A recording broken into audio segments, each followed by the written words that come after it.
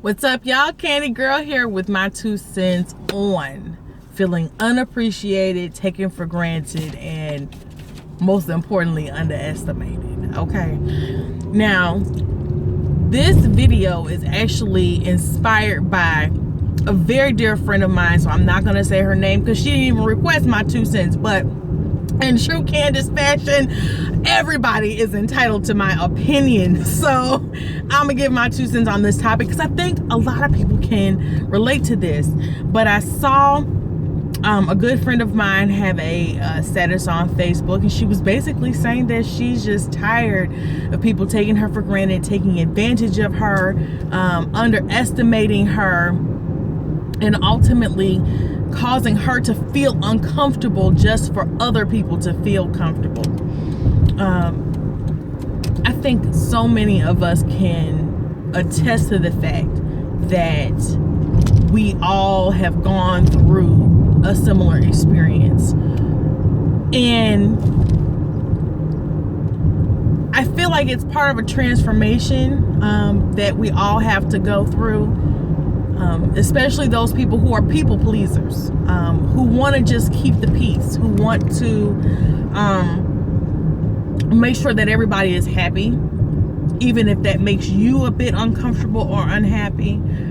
And sometimes it can maintain the status quo and give you the path of least resistance for a while, but then ultimately it leads to stress, because you can't maintain that.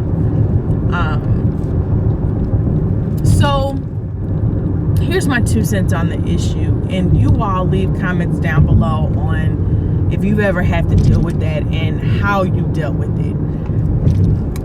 When it comes to relationships, you can never truly love anybody, whether that be a friend, a family member, a lover, or just a platonic friend. You can never truly love someone unless there are boundaries and accountability. Those 2 things I have realized are, oh shit, now I missed that fucking turn. Figure it out though.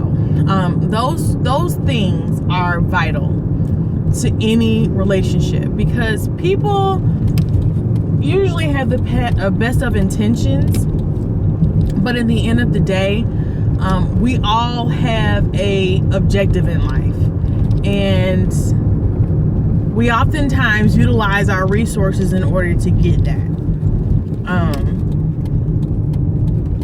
Sometimes that means that we're going to overutilize our resources in order to get what we want out of life. And so it's perfectly foreseeable, predictable that people will take you for granted oftentimes, because you're a yes person. You want to make people happy. And sometimes that means that you're just a little too nice to everybody. But there comes a point where we have to have boundaries. Because whether that be people taking you for granted by using up all your time, your resources, emotions, whatever the case may be, if we don't tell people, look, this is where I gotta draw the line, people will think you have no line. And they will continue to push the limits to see just how much they can benefit from the association.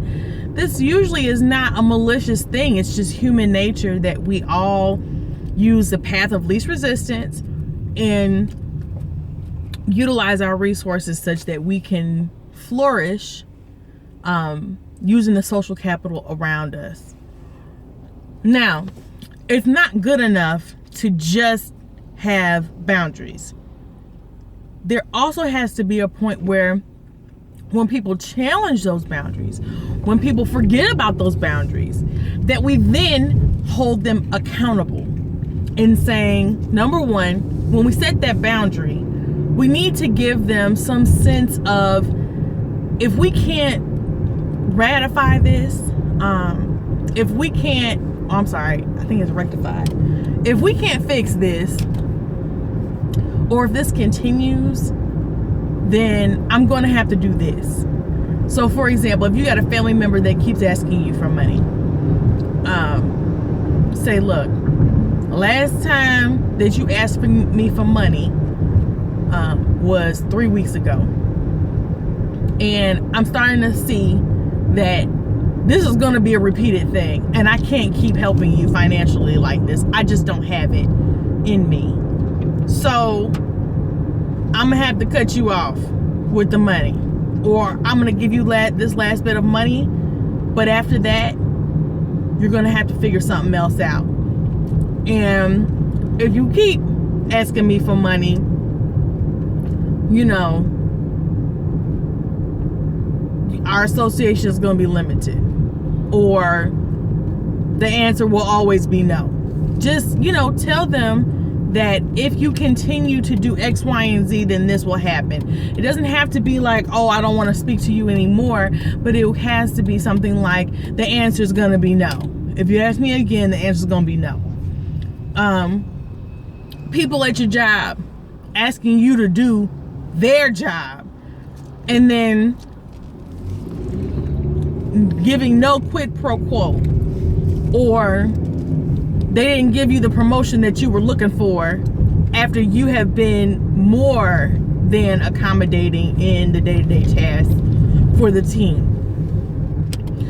You can say something like, you know what, as much as I really am interested in doing that particular project, I really am bogged down with X, Y, and Z. So I can't really take up any other thing. If I keep on taking on extra tasks on top of what I have to do, then I'm not going to meet my production. But there has to be a boundary, and then there has to be some kind of statement of, if we cannot fix this, then this is what's going to happen. If I'm not seeing any opportunity for growth, then I'm going to have to seek outside employment or second employment or supplemental employment and limit my hours here or whatever. Make sure that it's something that you can actually commit to also. People are going to test those limits. That is a perfect opportunity for you to reinforce those boundaries and have some accountability in the relationship. That is not something to frustrate you. It's not supposed to be something to discourage you. This is merely an opportunity, a teachable moment where people can truly understand that I'm not just saying this because I'm in the heat of the moment. I'm saying this because this has to stop. In the end of the day, sometimes that may mean the end of your relationship, but that's where the accountability comes in. You're going to have to be willing to let go of certain things, let go of certain dreams and aspirations within that company, let go of the ideal of having this perfect relationship with this person, and either moving on or accepting that our friendship can only go this far. But in the end of the day, there has to be a point where you got to draw the line, because what ends up happening is resentment builds and surfaces in even passive aggressive ways. And now you can't really have a good relationship with this person. That it could have been a very strong and healthy relationship, but because you have let so much animosity build up, now it's a passive aggressive, very tense environment. So that's my 2 cents about being underestimated, being undervalued, being taken for granted or taken advantage of. Boundaries and accountability are everything. And when the opportunity comes up for accountability, it's not a bad thing at all. It's an opportunity to really reinforce those boundaries and to strengthen the relationship and to build your own communication skills. And if that person can't get with the program, then this is really not somebody that you need to be in association with. But y'all let me know in the comments what your experiences have been. Have you ever had a relationship with someone, whether it be at the workplace, at home with your loved ones, or in a relationship, a friendship, where somebody was taking you for granted or taking advantage of you, and what did you do about the situation? Or just how do you address certain boundaries that you may have in a certain situation? Y'all let me know in the comments, and until next time, you all love and blessings.